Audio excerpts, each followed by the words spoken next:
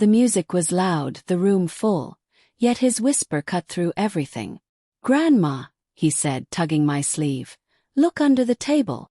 In that moment, with smiles all around me, my body went completely still. It was my granddaughter's wedding, held in a rented hall glowing with warm lights and borrowed happiness. Family had come from far away, old wounds carefully hidden behind pressed clothes and polite laughter. I was seated near the head table, watching generations blend together, when my youngest grandson climbed onto my lap. He had always been quiet, observant in a way that felt older than his years. The chairs were still warm when everyone stood to clap. White plastic, borrowed for the day, lined up like they'd practiced for this moment. Above us, the string lights hummed softly, a low electric whisper, as if they were holding their breath too. I remember thinking how gentle everything looked. Almost fragile. The bride laughed first. A short laugh, surprised, like she couldn't believe she'd made it this far without crying. The groom squeezed her hand, and I noticed how his fingers shook just a little when he lifted them to wave. Not fear. Just the weight of being seen. Applause filled the hall, bouncing off the walls and coming back to us slower, softer. Some people whistled.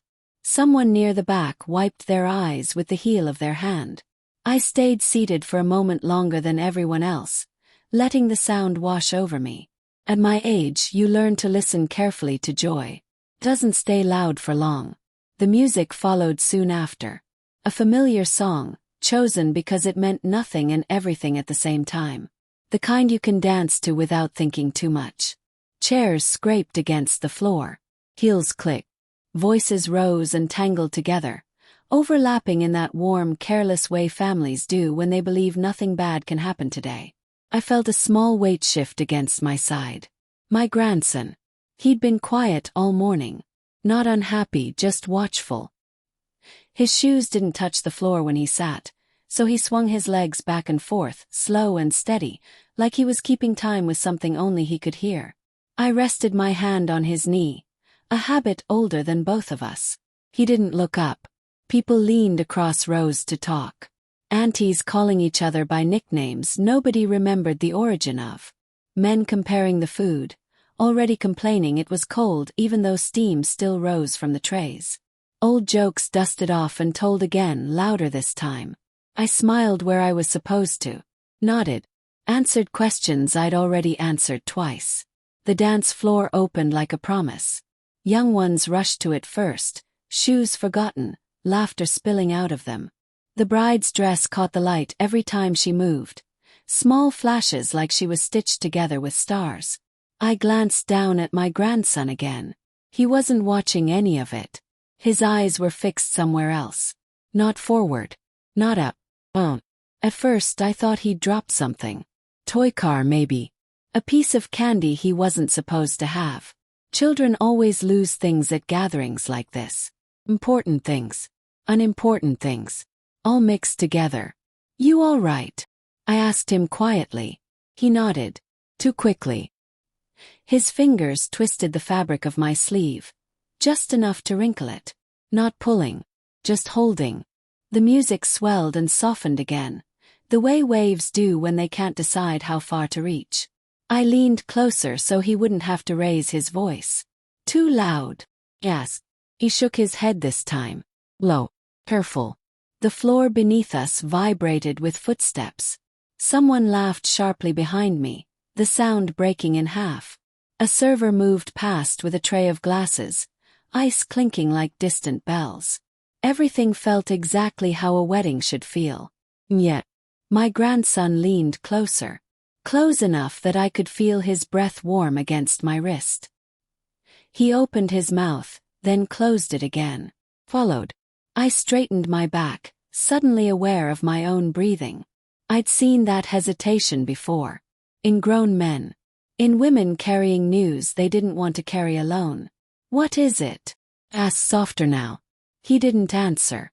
Instead, his gaze flicked toward the space beneath the long table in front of us. The tablecloth reached almost to the floor, thick and white, hiding everything underneath like it had something to protect. Or something to keep quiet. I followed his eyes for just a second. Only a second. Saw shoes. Chair legs. Nothing more. You tired? I said, already preparing myself to lift him, to take him outside where the air was cooler and the noise thinned out. Children get overwhelmed. Happens. But he didn't move. Didn't relax. His hand tightened on my sleeve, not enough to hurt, but enough to insist. The music dipped into a softer part, the singer's voice stretching like it didn't want to let go of the note. That's when I noticed my grandson's foot had stopped swinging. Stillness in a child is never accidental. Around us, life continued without pause. A couple kissed near the dance floor, clumsy and proud. Someone clinked a fork against a glass, testing it for a speech later. Laughter rose again, louder this time, layered with the smell of food and perfume and warm fabric. I felt something press lightly against my ribs. Not fear. Not yet. More like the beginning of a question I didn't know how to ask. He leaned in closer again. So close his forehead almost touched my arm. I turned my head toward him, ready to reassure him, to tell him it was all right to be tired, that we could leave whenever he wanted. But he was looking past me. Past everyone. The floor. I followed his gaze one more time, longer this time. The space beneath the table looked darker now.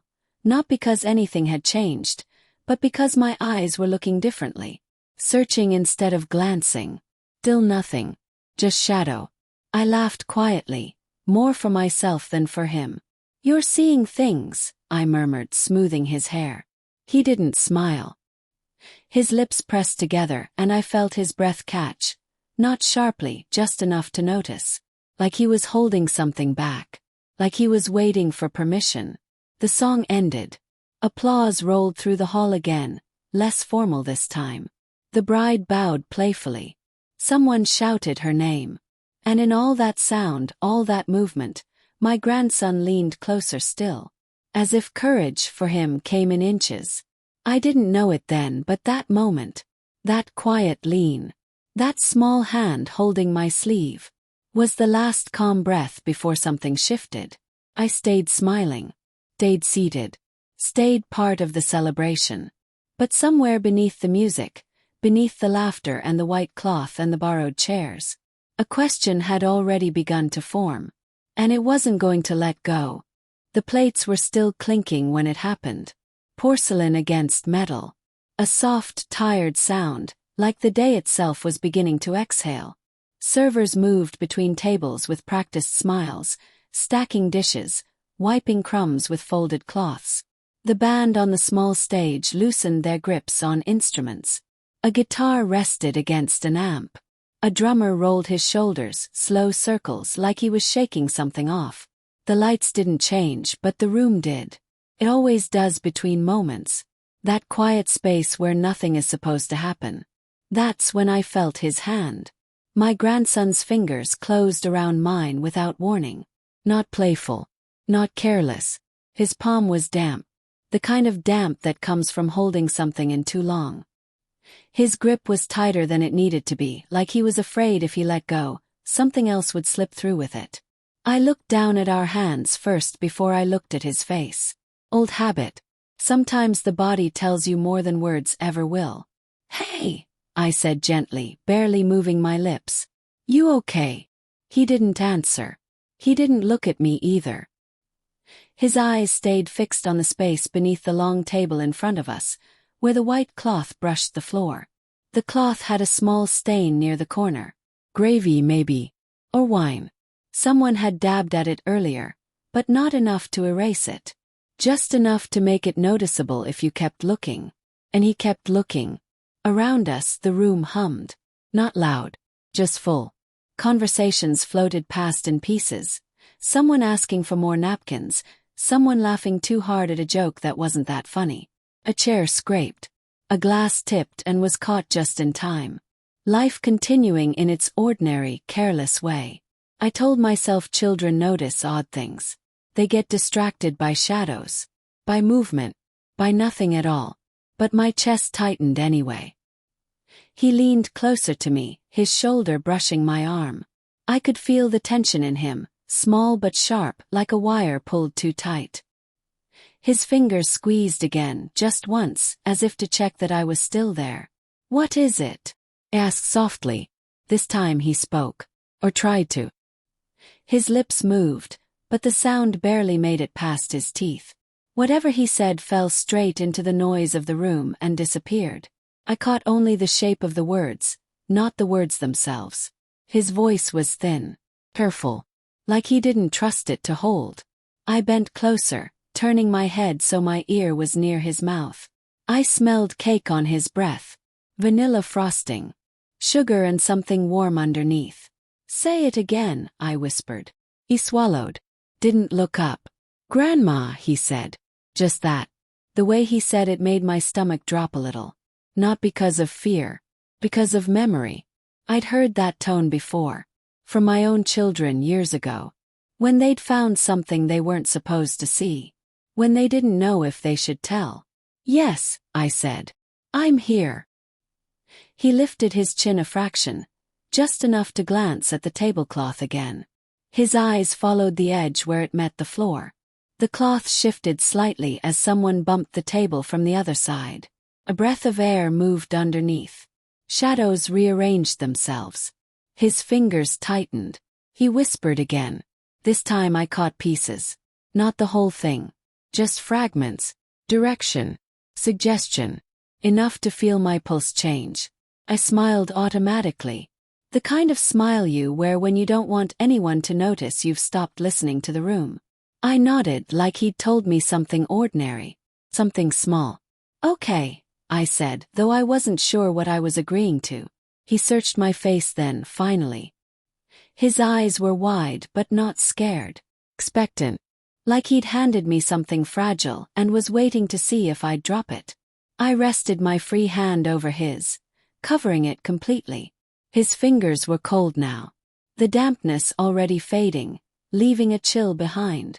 I rubbed my thumb slowly across his knuckles, a motion so familiar it lived in my bones. "All right," I murmured. "I hear you." The band began to tune again. A string snapped too sharp, then softened. Someone laughed near the stage. The lights buzzed faintly overhead. Everything sounded louder suddenly, as if the room had leaned in too. I glanced down just for a moment. Under the table there were shoes. Black ones. Brown ones. A heel with a scuffed edge. Chair legs crossed like thin bones. Shadows pooled and stretched, touching each other and pulling back. The tablecloth brushed the floor with every small movement above it, like it was breathing. Nothing else. Nothing I could name. And still, my chest stayed tight. I straightened again, forcing my shoulders to relax. Forced my breath to slow. I'd learned long ago that fear feeds on attention. Sometimes the best thing you can do is look away. "You want some water?" asked him. He shook his head. "You want to step outside?" Another shake. Smaller this time. He didn't loosen his grip. The cloth shifted again. Just a little. A server passed by, tray held high, careful not to clip the edge. The stain near the corner rippled. Light slid across it and disappeared. My grandson's eyes followed it. I felt something settle in me then. Not panic. Not certainty. Just a quiet understanding that whatever he was trying to say, he needed me to listen differently. Not with my ears. With the part of me that had learned when to stay still. "Stay right here," I said, more to myself than to him. He nodded. I didn't move. Not yet. I watched the room the way I used to watch my children when they played too quietly. I noticed who stood, who sat, who bent down and straightened again. I noticed how often the tablecloth moved without a clear reason. How the space beneath stayed darker than the others. The music hadn't started again. Pause stretched. Long enough to feel it. My grandson leaned closer once more. His mouth near my sleeve. His voice even softer now, as if the room itself might overhear. I didn't catch every word, but I caught enough. Enough to know this wasn't imagination. Not tiredness. Not sugar or noise. His small hand squeezed mine one last time. Not in fear. In trust. I stayed smiling. Stayed seated. Stayed calm. But inside something had shifted its weight. And I knew, without fully knowing why, that the quiet was about to ask something of me. The music had not started again yet. That space between songs stretched longer than it should have. In that quiet, I could hear the soft hum of the lights overhead, steady and patient, like they had seen days like this before. My grandson leaned closer. Close enough that his shoulder pressed into my arm. I felt the small rise and fall of his breathing, uneven now, like he was counting something silently. "Grandma," he said again. His voice was slower this time. Careful. Almost polite. "Look under the table." He said it the way children say things they don't fully understand themselves. As if the words had been given to him, and he was only responsible for passing them along. I laughed. Came out soft, barely more than air, but it sounded wrong to me. Sharp at the edges. "Oh, sweetheart," I said, keeping my eyes forward. "You're just tired." But even as I said it, my chest tightened. The laugh didn't settle anything. It just hung there between us, awkward and unfinished. I bent forward slightly, slow and deliberate, like I was adjusting the strap of my shoe. The movement felt rehearsed, even though I'd never practiced it before. My knees protested quietly. Age always announces itself at moments like that. The tablecloth brushed my knuckles as I leaned. Thick fabric. Heavy. It carried the smell of starch and spilled wine and hands that had pressed against it all evening. My eyes lowered. First there was nothing. Just shoes. Men's dress shoes polished to mirrors. Women's heels with worn tips. One pair of flats scuffed at the toes. Chair legs crossed and uncrossed like restless thoughts. The floor beneath them was clean but dull, the shine worn away by years of gatherings just like this one. I straightened slightly, ready to tell him there was nothing there. Ready to tell him he was safe. And then my heart began to race. Not because I saw something new, but because I realized how fast I was breathing. I leaned down again, a fraction more this time. The shadows under the table felt thicker than they should have been. They clung to the corners, refusing to soften under the light. Every movement above made them ripple and shift, like they were hiding something by staying busy. "See," I murmured, more to myself than to him. "Nothing." My grandson didn't answer. I glanced up at him. He wasn't watching me. He was watching the space beneath the table. His eyes steady, unblinking, like he was afraid it might change if he looked away. "What do you see?" I asked. He swallowed. "I don't know," he said. "But it's there." Children say strange things. I told myself that all my life. They invent worlds, imagine dangers, see patterns where there are none. So why did my pulse thud so loudly in my ears? I bent down once more, slower now, letting my gaze travel from one end of the table to the other. I noticed details I hadn't before. A napkin that had slipped down and rested against a chair leg.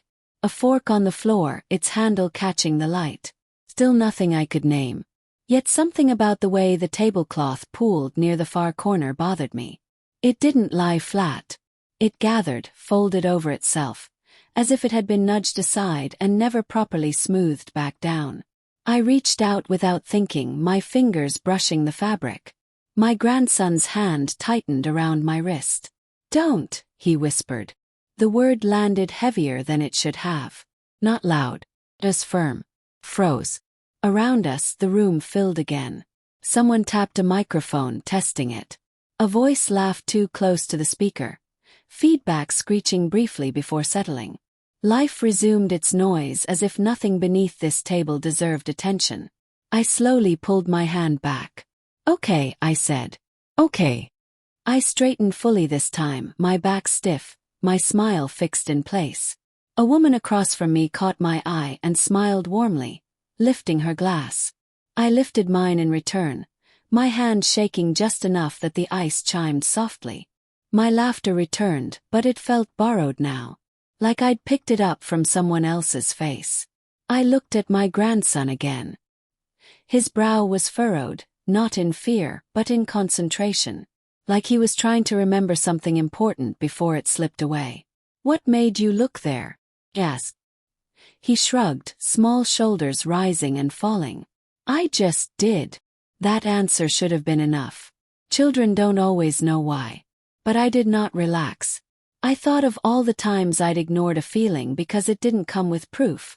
All the times I told myself I was imagining things, that the world was simpler than it felt. The band struck the first chord of the next song. Loud. Sudden. My grandson flinched. I reached for him immediately, pulling him closer, his head resting against my side. His body was tense, but he didn't pull away. I didn't look under the table again. Instead, I watched the table itself.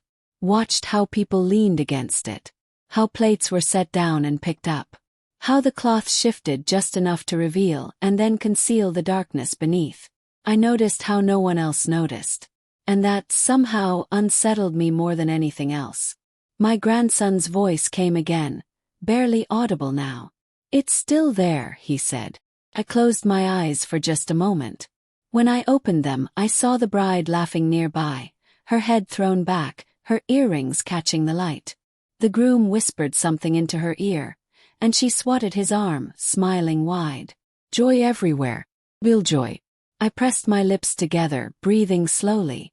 I believe you, I said to my grandson. He looked up at me then, surprised. Relieved. I didn't know what I believed yet. Only that I wasn't going to dismiss him again. I rested my hand on his back, feeling the steady thump of his heart through the thin fabric of his shirt. It was small. It was certain. The music swelled. People stood to dance.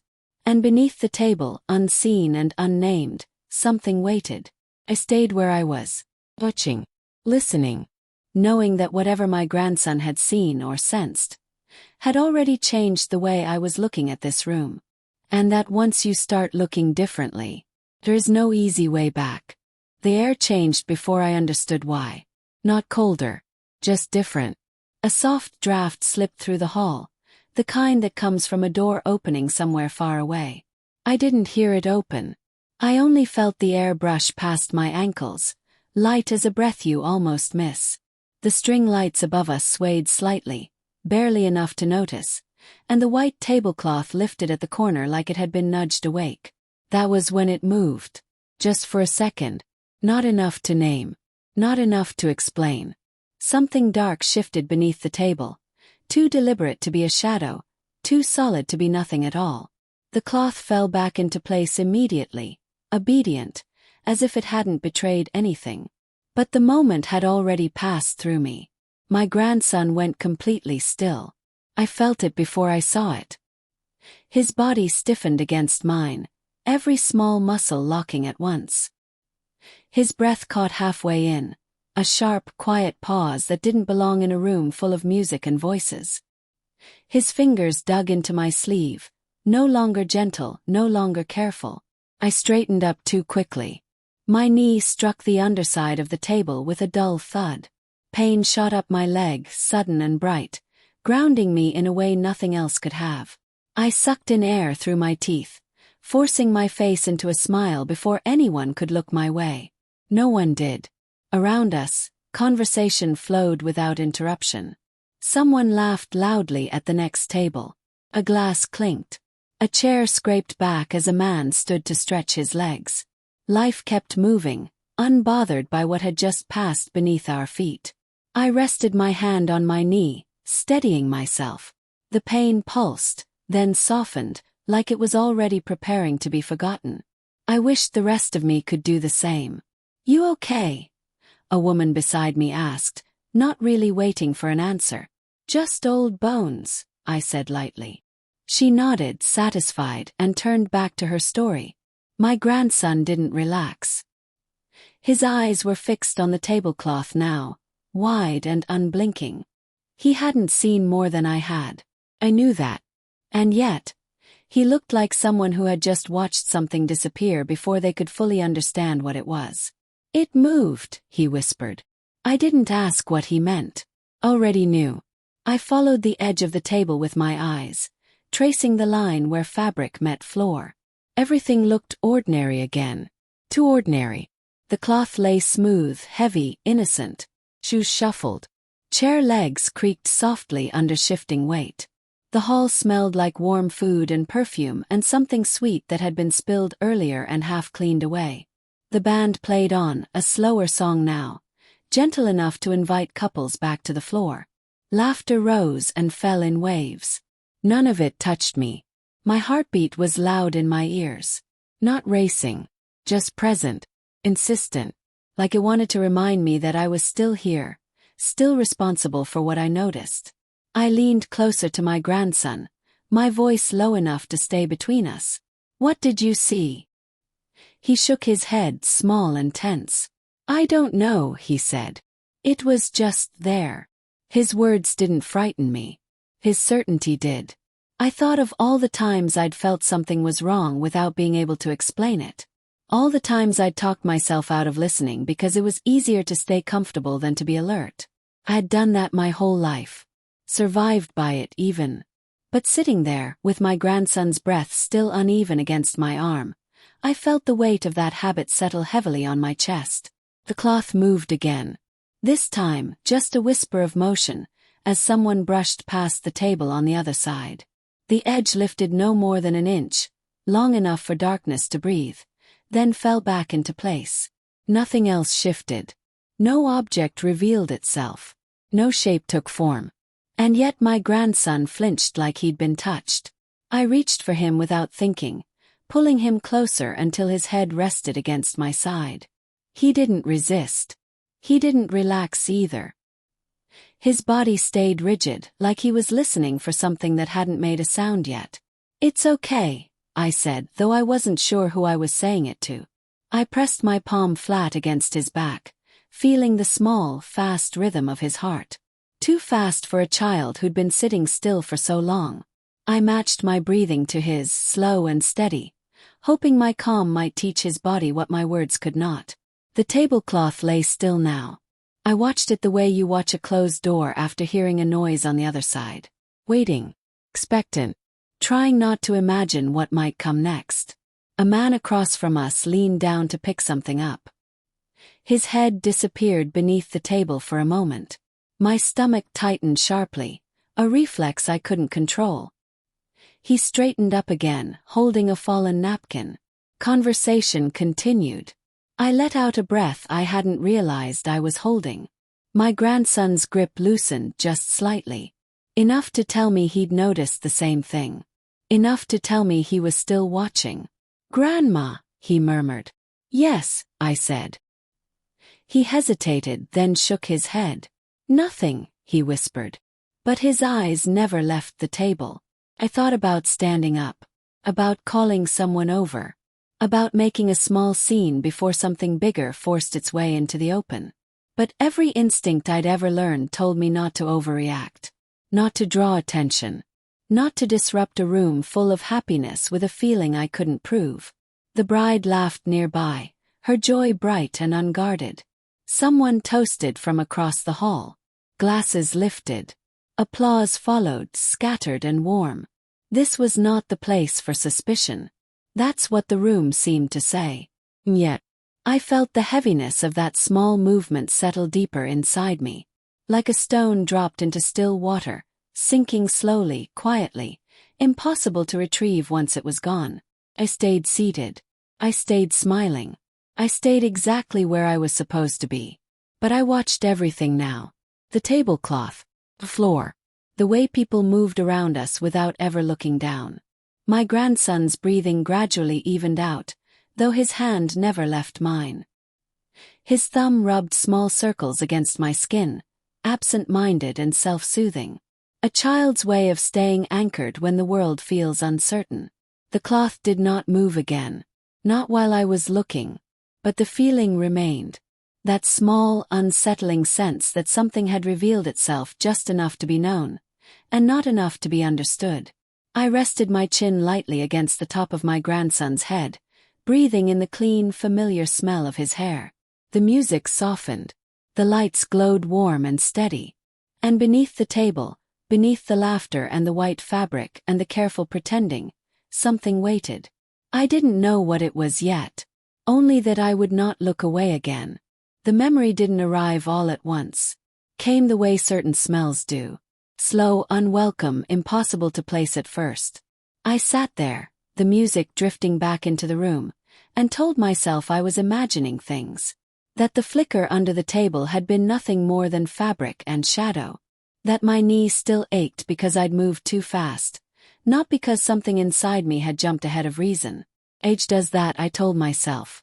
Makes you cautious, makes you see danger where there is none. I watched the lights sway gently overhead, their glow warm and forgiving. The hall looked the same as it had all evening. The same laughter. The same clatter of plates being stacked somewhere behind us. The same voices rising and falling like waves that never quite reached the shore. Normal. Focused on normal. But my body didn't listen. My shoulders stayed tight. My hands stayed alert, one resting on the table, the other still holding my grandson's. I could feel the small bones in his fingers, delicate and certain. His grip had loosened, but it hadn't let go. That's when the old memory surfaced. Not sharply, not dramatically. It slipped in quietly, like it had been waiting for permission. Another gathering. Another room filled with people pretending not to notice something standing right in front of them. I was younger then, newly married, still learning how silence could be taught. It had been a holiday dinner, long table, mismatched chairs, food set out too early so it cooled before anyone touched it. Everyone laughing too loudly, voices overlapping, filling the air so nothing else could breathe. There had been a look exchanged across that table. Just one. I remembered it now. The way my sister's hand had paused mid-air, fork hovering.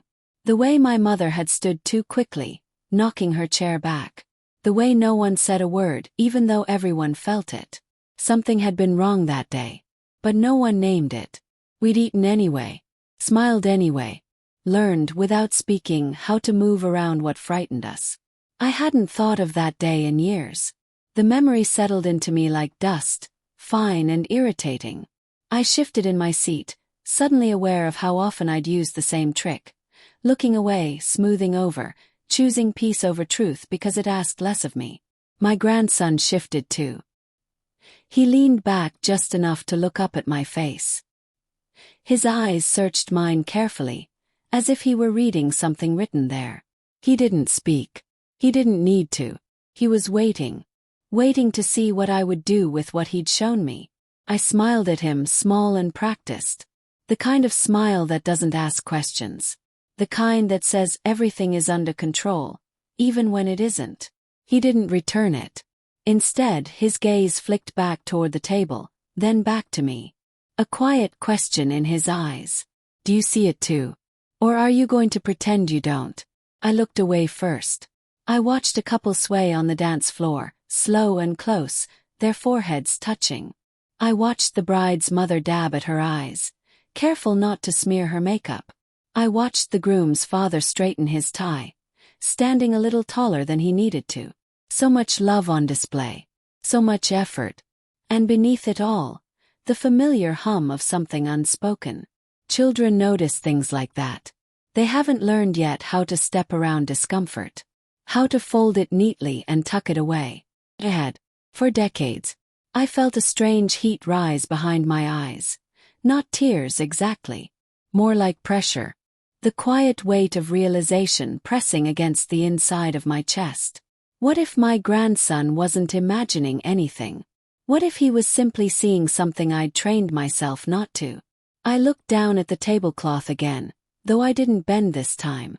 I studied its clean lines, the careful way it hid the floor from view. How easy it was to trust fabric to separate what mattered from what didn't. The band played on. The rhythm steady. Predictable. My grandson squeezed my hand once more. Gentle this time. Not urgent. I turned back to him.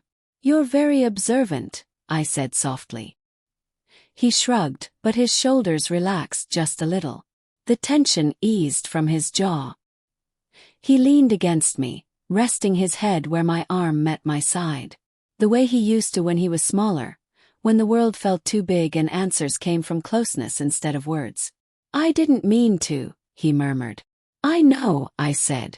And I did. I thought again of that long ago dinner. of how no one had meant to ignore what was wrong. How we'd all simply chosen what felt safer in the moment. Silence had felt like protection, but it had been a kind of forgetting too. The music softened. Song ended. Applause followed, brief and polite. Somewhere nearby, someone began telling a story from years ago, the punchline already familiar, the laughter automatic. Time folded in on itself then. Past and present sitting side by side, both asking the same question. What do you do when you see something you were taught not to see? I straightened in my chair, feeling the weight of my years settle differently now. Not as a reason to dismiss fear, but as a responsibility to listen to it. My grandson lifted his head, sensing the shift. It's still there, he said quietly. I didn't ask where. I know, I replied. And for the first time that evening I meant it. I didn't look under the table. Not yet. But I didn't look away either. I let my attention widen, taking in the room the way I hadn't in a long time. Slowly, carefully, without rushing to reassure myself. I noticed how often people passed that table. How no one lingered near the far end. How the cloth remained slightly uneven no matter how many times it was brushed. Small things. Easy to ignore. Unless you were looking. My grandson watched me from the corner of his eye. His trust resting lightly but firmly between us. I placed my hand over his, feeling the steady warmth there. Children notice what adults learn to ignore. And sometimes they bring it back to us without meaning to. The band began another song. Louder this time. I stayed seated. Stayed still. But inside me, something old had been stirred awake. And I knew. Whatever lay beneath that table. Whatever memory or truth it echoed. This time I wasn't going to turn away from it. Not while a child sat beside me, waiting to see if I would finally look. The moment I stood up, the chair sighed behind me. Small sound. Old plastic shifting its weight. I murmured an excuse to no one in particular. A soft smile fixed on my face, the kind you wear when you don't want questions. My hand rested on my grandson's shoulder, guiding him gently away from the table. He slid down from his seat without protest, his fingers curling into my palm like he'd been waiting for permission to leave. As we stepped away, the music softened, not because it grew quieter, but because distance thinned it. Laughter blurred into something less distinct. Words lost their edges. The room loosened its hold on us with every step. Behind us, the wedding carried on. Ahead, the hallway waited. The corridor to the restrooms was narrow and poorly lit, the kind of space no one lingers in unless they have to. The fluorescent lights hummed overhead, steady and cold, washing everything in a pale glow. The carpet here was darker, worn thin by years of shoes passing through without a second thought. The music disappeared completely. In its place came the hum, the buzz of electricity, the faint drip of a leaky faucet somewhere unseen. My grandson's shoulders lowered the moment we entered the hallway. Just a little. Enough for me to notice. He took a deeper breath than he had all evening, like his body had finally found a place to set something down. Still, his eyes kept darting back the way we'd come. I didn't rush him. We stopped near the wall, beneath a framed sign pointing toward the restrooms. The frame was crooked, one corner lower than the others. I noticed things like that more often lately. Little imbalances. Proof that nothing ever stayed perfectly aligned for long. I knelt down slowly, my knees complaining in quiet protest. The carpet smelled faintly of cleaner and old water. I rested my hands on my thighs, grounding myself before looking at him. Up close, his face looked smaller, younger. The harsh light made shadows under his eyes that hadn't been there before. His lips were pressed together, the skin around them pale where he'd been biting down. "It's quieter here," I said. He nodded. "Do you feel better?" Another nod. Slower this time. I waited a beat longer than necessary. Silence can be kind if you give it time. "What did you see?" asked gently. He didn't answer. Instead, he looked down at his shoes, scuffed at the toes, laces slightly uneven. He nudged one foot against the other, a small, restless motion. His fingers picked at a loose thread on his sleeve. The hum overhead filled the space between us. "It's okay," I said. "You don't have to be scared." "I'm not," he replied quickly. But his voice wavered just a little. I nodded, accepting the answer he wanted to give. "All right." I shifted my weight, settling more comfortably on my heels. At my age, you learn how to listen without leaning forward too much. "When you're ready," I said. He swallowed. His eyes flicked back down the hallway, toward the music we'd left behind. As if the words were still sitting there, under the table, waiting for him to retrieve them. "I don't know what it was," he said finally. "That's okay." "It was dark," he continued, voice low. "But not like a shadow." I didn't interrupt. "It moved," he said. "But not like people move." He stopped there. His mouth closed, and his jaw tightened like he'd said too much already. I could see the effort it took to push the words out, one by one, as if each one carried weight he didn't quite understand. I reached out and rested my hand lightly on his arm. Not gripping, just present. "You did good," I said. He glanced up at me then, searching my face. Not for reassurance, for belief. "You believe me?" he asked. "Yes," I said without hesitation. The tension in his shoulders eased again, a small release like air escaping a balloon. He let out a breath he'd been holding far too long. "I didn't want to say it there," he admitted. "Everyone was happy." His words landed softly, but they stayed. Everyone was happy. I thought of how often we protect happiness by pretending it's fragile. How often we decide it can't survive truth. "You were right," I said. "This was a better place." He nodded. We stood there together for a moment, the hum overhead steady and indifferent. Somewhere behind the wall, a toilet flushed. Footsteps passed at the far end of the corridor, then faded. I studied his face, the earnestness, the worry he hadn't yet learned to hide. Children carry honesty differently. It shows in their posture, in the way their bodies react before their minds catch up. "Did it scare you?" "Yes." He considered the question carefully. "No," he said after a moment. "It just felt wrong." I closed my eyes briefly. That feeling. That quiet certainty without explanation. "I know," I said. He tilted his head, curious. "You do." "I do." I didn't explain further. Some things don't need to be unpacked right away. We stayed there a while longer, letting the space do its work. Away from the noise. Away from the table. Away from the pressure to smile and clap and pretend nothing had shifted. Eventually, his fingers stopped picking at his sleeve. His breathing evened out. He leaned against the wall, resting his weight there like he trusted it to hold. "Are we going back?" he asked. "In a minute," I said. He nodded, accepting that answer too. I rose slowly, my knees stiff, my back reminding me of every year I'd lived. I offered him my hand again. He took it without hesitation. As we turned to walk back down the corridor, the music began to creep toward us again. Familiar melody. Lively. Bright. The sound of celebration reclaiming its space. My grandson's grip tightened just slightly. I squeezed back. "We'll stay together," I said. He looked up at me, his expression calm now, settled. The way children look when they trust you to carry what they can't. We stepped closer to the doorway. The lights grew warmer. The hum faded. Laughter reached us again, layered and full. Before we crossed the threshold, he stopped. "Grandma," he said. "Yes." He hesitated, then shook his head. "Nothing," he whispered. But his eyes were steady now. Clear. He nodded. As we re-entered the room, the table came back into view. The white cloth. The shadows beneath.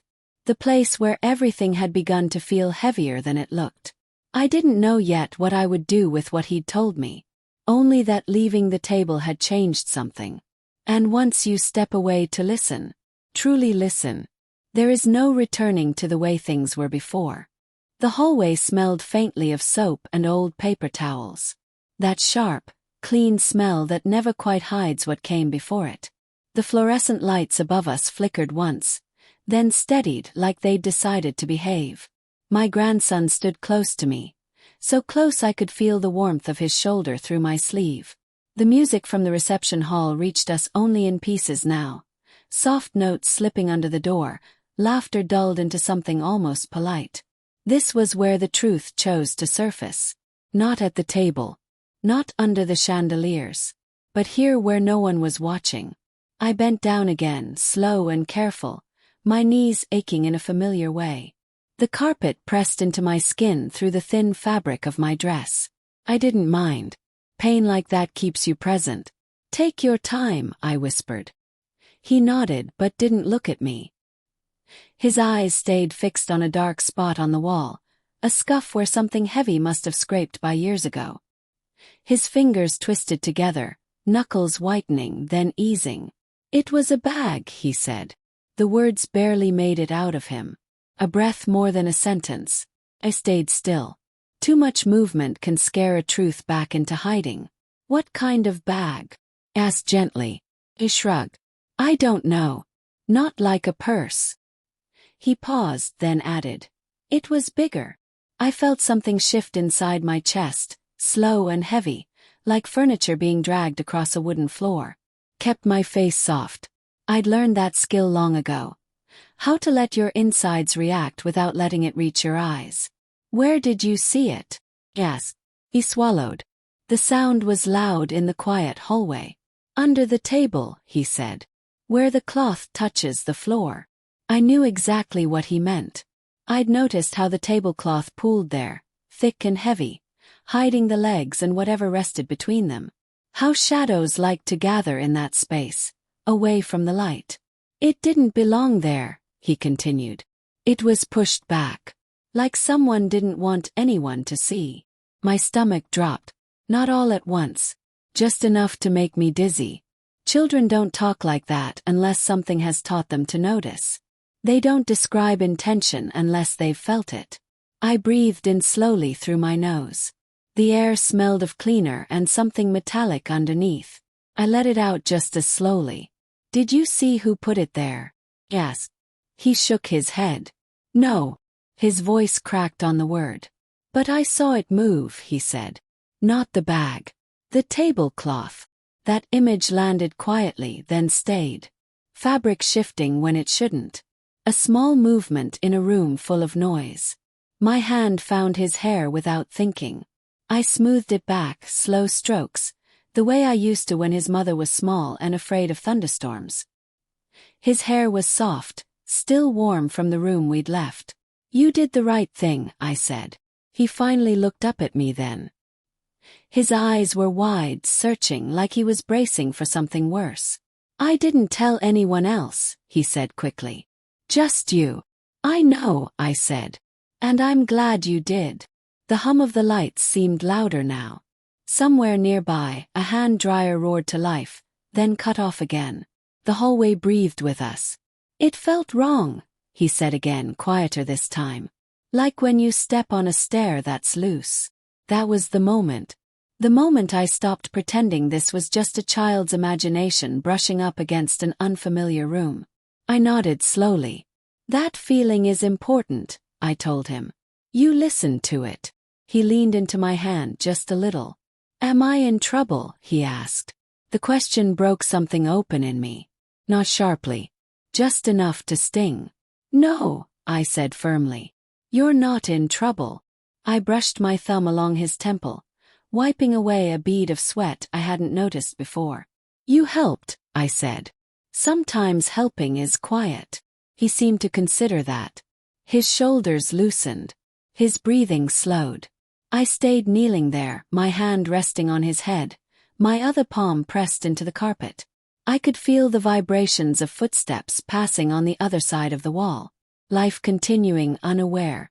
My mind, however, had already walked back into that room. I saw the table again. The heavy cloth. The way the legs disappeared into shadow. I remembered how one of the chairs had been slightly out of place. How I'd thought nothing of it. How easy it is to overlook the small things when music is playing and everyone you love is smiling. Thank you for telling me, I said. He nodded, eyes lowering again, like he'd finally set something down he'd been carrying alone. I stood up slowly, offering him my hand. He took it, his grip steady now.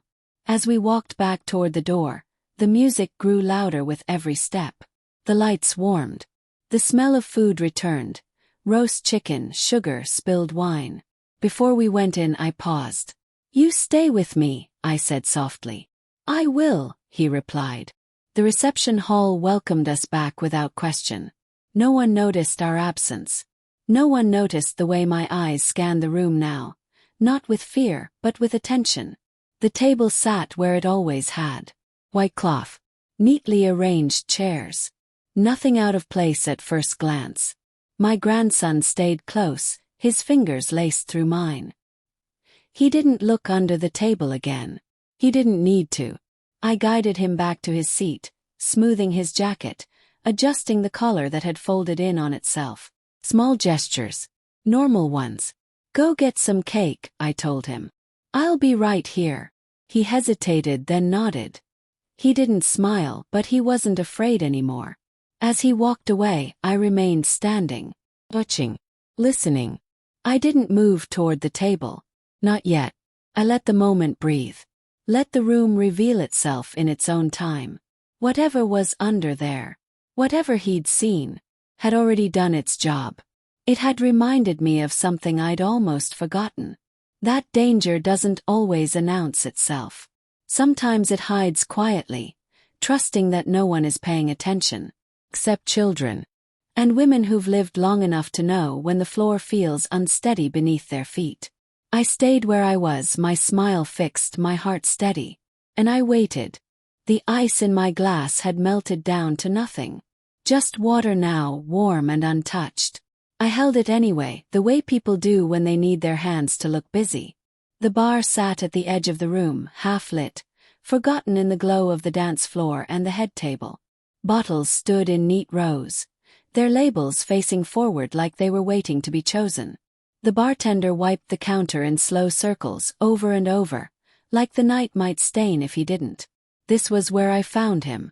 The groom's brother leaned with one elbow on the bar, jacket unbuttoned, tie loosened just enough to say he'd stayed respectful longer than most. He was smiling at someone I couldn't see, nodding along, polite in that easy way men learn when they're expected to be agreeable. I stood beside him for a moment without speaking, letting the room decide if it would notice me. Didn't. So I cleared my throat. He turned, smile still in place. "You enjoying yourself?" he asked. He nodded. "It's a beautiful day." It was the kind of sentence people use when they don't know how to begin. I didn't rush the next part. I watched the ice melt in my glass. I listened to the music swell, then soften again. Somewhere behind us, a fork clinked against a plate. "I need a word," I said finally. "Just for a moment." His smile didn't fade, but it shifted. Something alert stepped in behind it. "Of course," he said. We moved a few steps away from the bar, closer to the wall where the light dimmed and the noise settled into a low hum. The wallpaper there had a small tear near the baseboard, curling outward like it wanted to leave.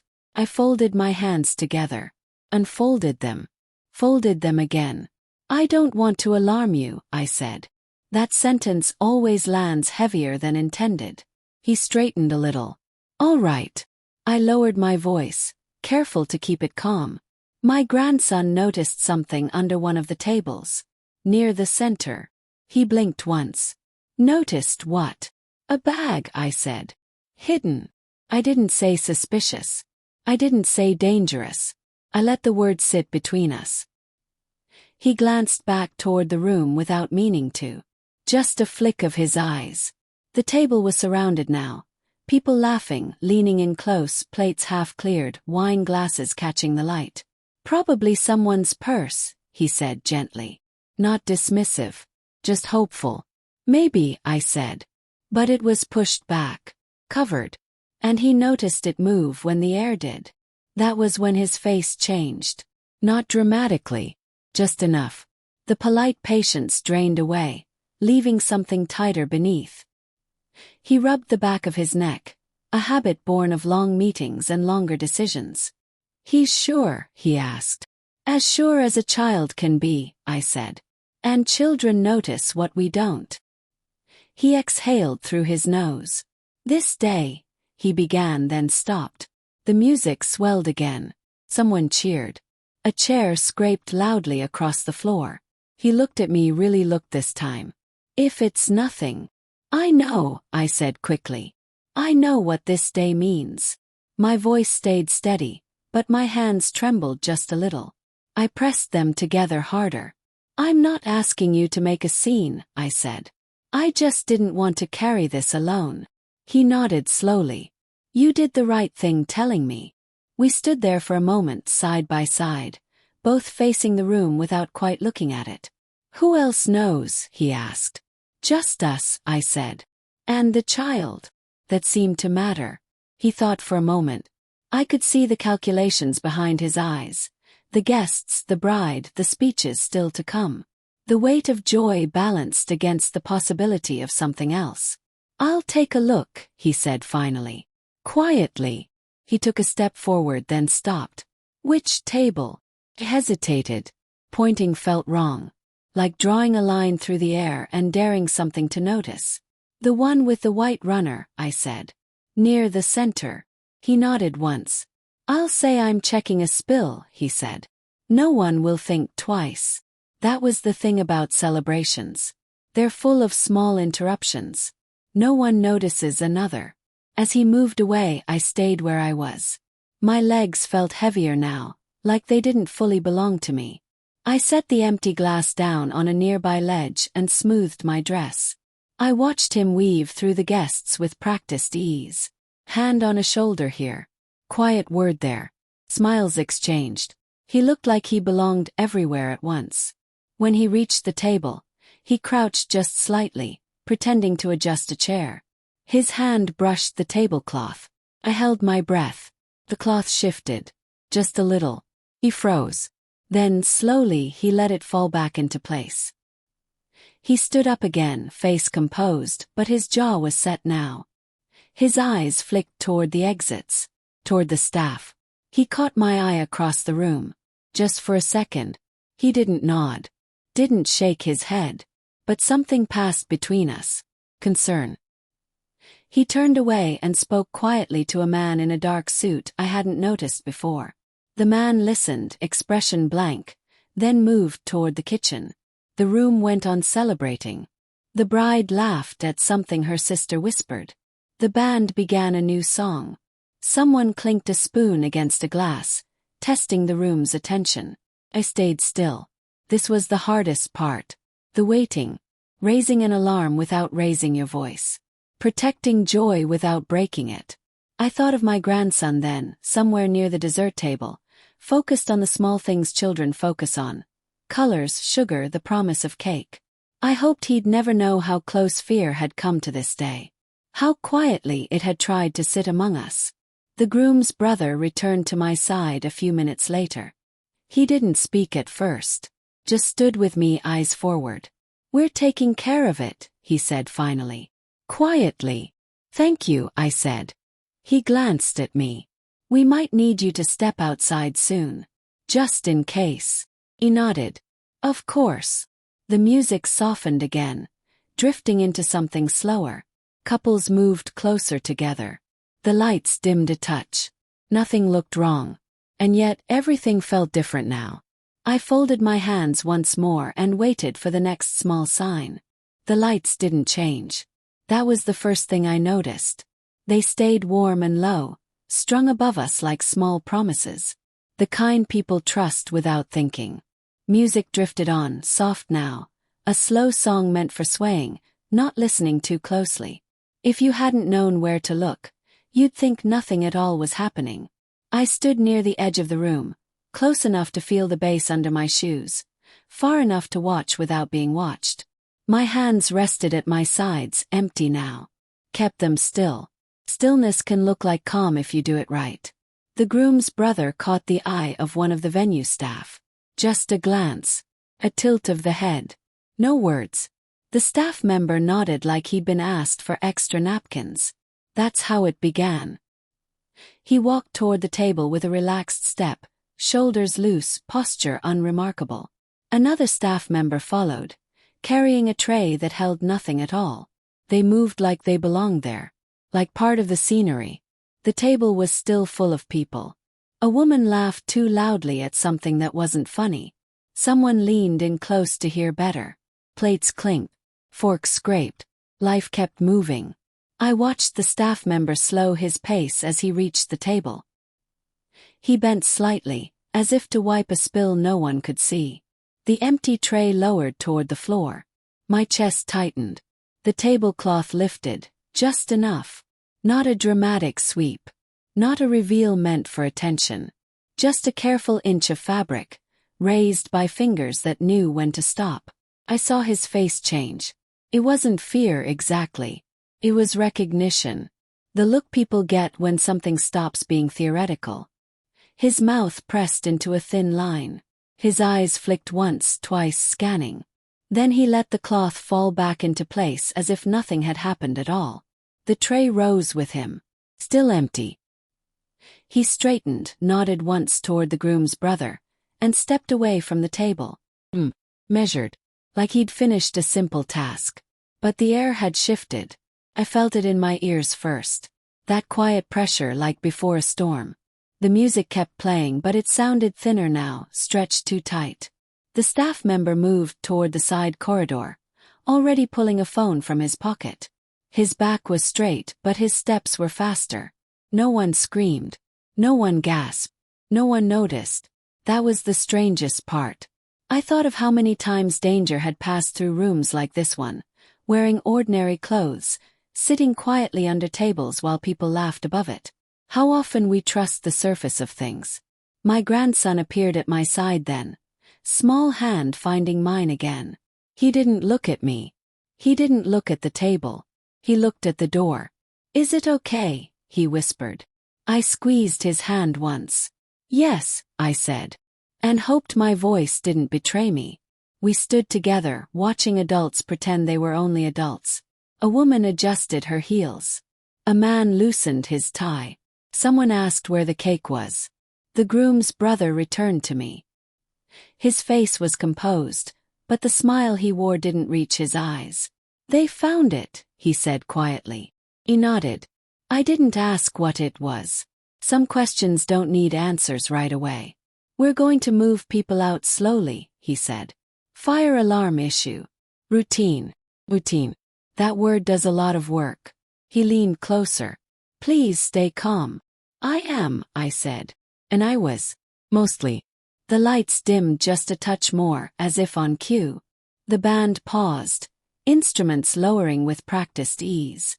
A voice came over the speakers, warm and apologetic, mentioning a small technical issue, asking guests to step outside briefly. There were groans. A mild annoyance. People stood. Chairs scraped. Conversations shifted to complaints and jokes. Someone said, "Of course this would happen now." I guided my grandson toward the exit with the others, matching their pace. Not rushing. Not lagging. Just another pair in the flow. As we passed the table, I didn't look down. I didn't need to. The table stood exactly as it had before. White cloth smooth again. Glasses steady. Nothing visible out of place. Danger doesn't announce itself. It waits to be noticed. Outside, the night air hit my face like a held breath released. Oh, dark. Real. Guests clustered on the lawn, adjusting jackets, checking phones, asking what was going on. I stayed near the edge, my grandson close. He leaned into my side, his head resting against my arm. "You did good," I whispered. He nodded, eyes still scanning the building behind us. Inside I knew things were moving quickly now. Quietly. The kind of movement that doesn't need witnesses. A few minutes passed. Maybe more. Time stretched thin. Then emergency vehicles arrived. Not screaming in, but careful, lights dimmed, engines low. People noticed then. Murmurs spread. Concern replaced irritation. Someone asked me what was happening. "I don't know," I said. That was true enough. Eventually, an official-looking man spoke to the crowd. His voice was calm, rehearsed, steady. He thanked everyone for their patience. Said there had been a security concern, now handled. The event would not continue inside, but everyone was safe. That word settled over the crowd like a blanket. There were sighs. Applause, oddly enough. Relief expressed in claps and nervous laughter. The bride appeared, pale but smiling, surrounded by family. She waved, reassuring, brave. I watched her face. How joy and fear can sit so close together without touching. We gathered our things, said our goodbyes, promised to celebrate another time.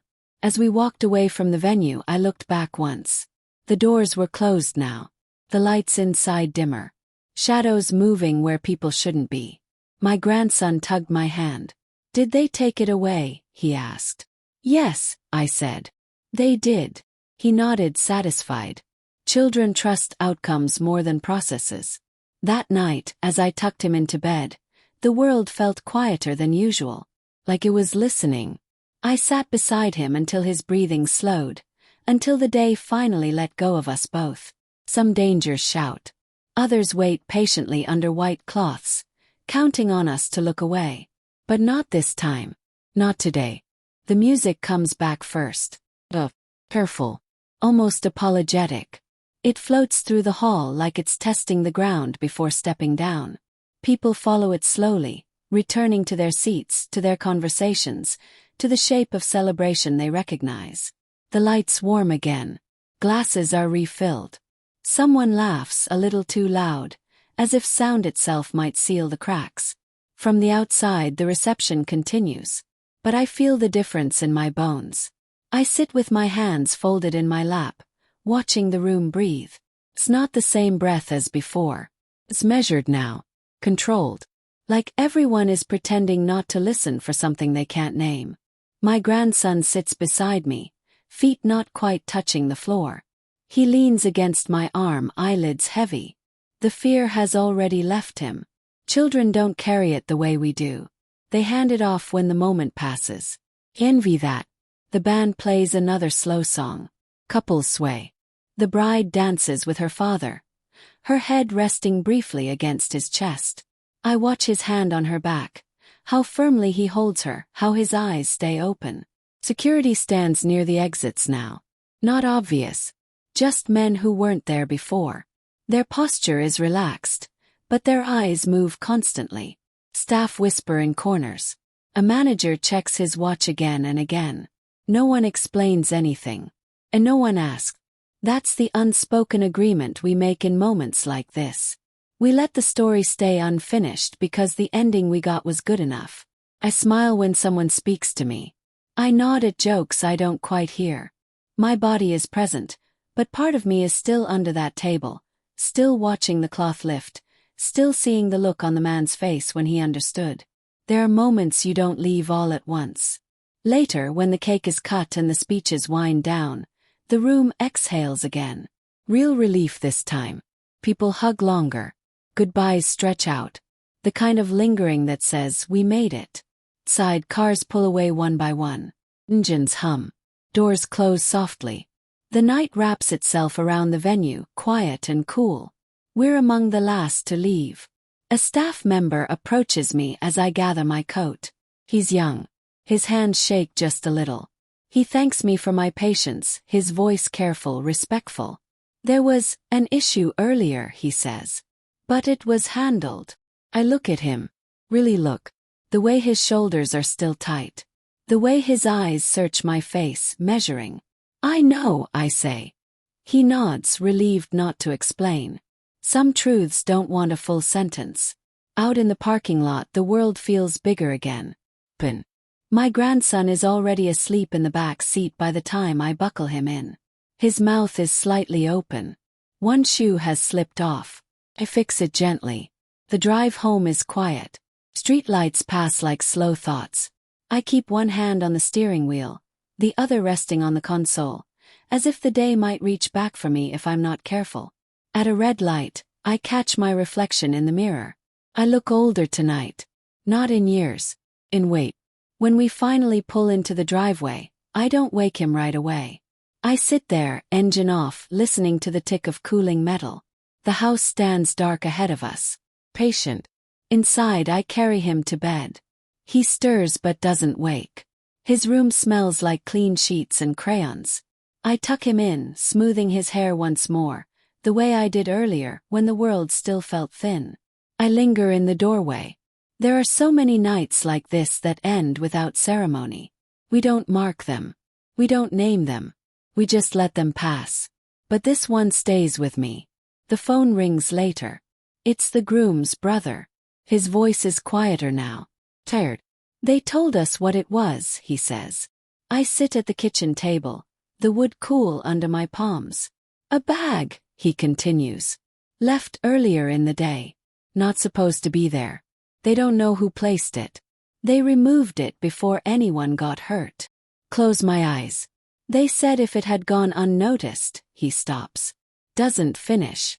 They handled it, I say. Yes, he replies. They did. We sit in the silence for a moment, connected by what almost was. After I hang up, I make tea I don't drink. The kettle whistles. The sound feels too loud in the empty kitchen.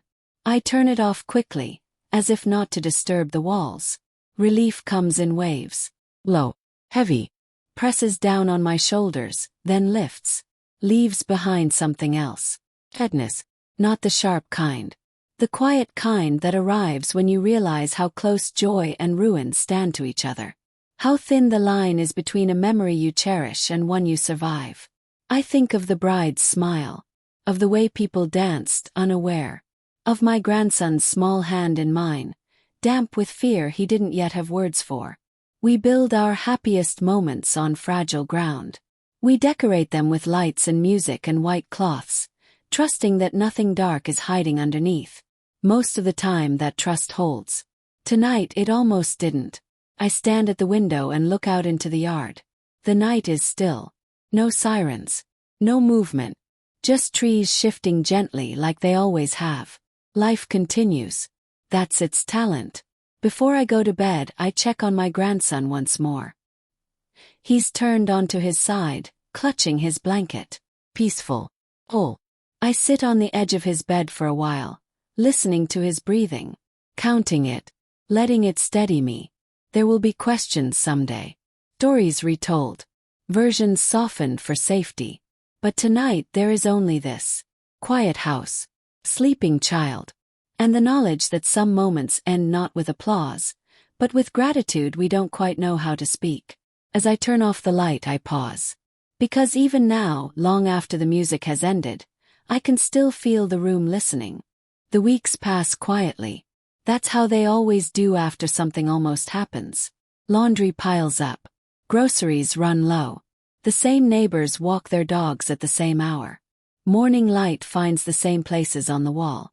Life resumes its familiar posture, as if nothing ever leaned too close to the edge. But some sounds linger. Sometimes when the house is very still, I hear his whisper again. Not the words themselves, just the shape of them. The way his breath barely moved the air. The way my body understood before my mind did. I'll be standing at the sink, rinsing a cup, when the memory passes through me like a draft. Until, unannounced. Look under the table. The kettle hasn't whistled yet, but I can already feel the house listening.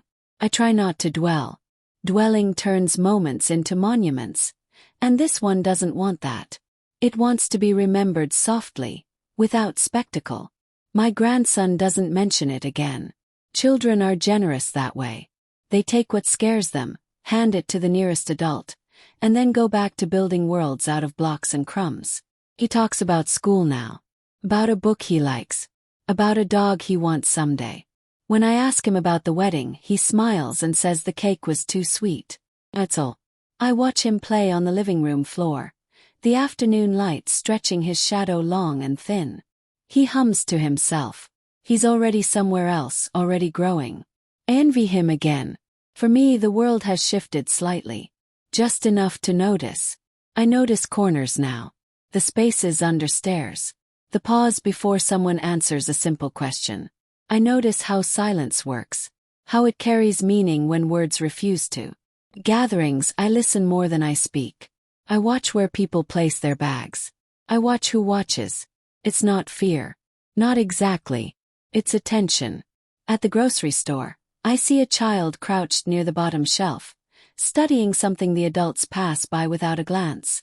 I wonder what he sees down there. I wonder if anyone will ask.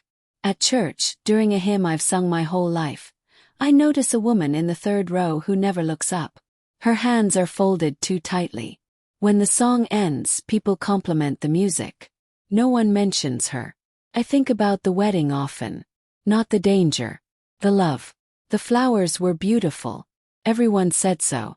Pale blooms spilling over tables, softening the room. The band played all the right songs. The bride's laugh rang clear and honest. The groom couldn't stop smiling. It was a good day. That's what makes it fragile. We praise what we can see. We celebrate what photographs well. We remember what's framed in light. But under the table, that's where the truth waited. Sometimes late at night I replay the moment when the cloth lifted. Just an inch. Just enough. I think about how close we came to not noticing. How easily the day could have broken in half. And how it didn't. Because a child looked where adults don't. Because he didn't yet know which directions were polite to ignore. There's a bravery in that. Quiet one. The kind that doesn't know its own name. Weeks later, I receive a thank you note from the bride and groom. Cream-colored paper. Careful handwriting. They mention family. Gratitude. They don't mention the interruption. They don't mention the bag. I don't blame them. Some things don't belong in keepsakes. I place the note in a drawer with others like it. Mementos of days that mattered. It rests there weightless and heavy all at once. One evening my grandson asks why I'm staring at the floor. I'm just thinking, I tell him. About what, he asks. Hesitate. And smile. About how sometimes, I say slowly, the important things aren't loud. He nods, as if this confirms something he already knows. Then he runs off, chasing a thought I can't follow. That night, as I tuck him in, he asks me to leave the door open a little. Just a crack. Do. Light spills into the hallway. Not enough to banish the dark. Just enough to notice it. I sit in the quiet afterward, the house settling around me. The floor creaks like it remembers. The walls hold their breath. I think about all the times I didn't look. All the moments I let pass because they didn't ask loudly enough. We teach children to look up. Pay attention. To be careful. But maybe we should also teach ourselves to look down. To kneel. To notice what waits patiently beneath our celebrations. At the wedding, people praised the flowers. The music. The love. Few noticed the child who leaned forward, heart pounding, and chose to speak anyway. That stays with me. Not as fear. As responsibility. The world doesn't always announce what it's hiding. Sometimes it whispers. Sometimes it waits for someone small enough or brave enough to listen. Before I turn out the lights, I walk through the house once more. Check the doors, the windows, the corners. Not because I'm afraid. 'Cause I'm awake. And as I stand there in the quiet, I understand something I didn't before. Some truths don't demand to be seen. They hope. They wait under tables. Between words. In the places we don't think to look. And every once in a while a child reminds us how.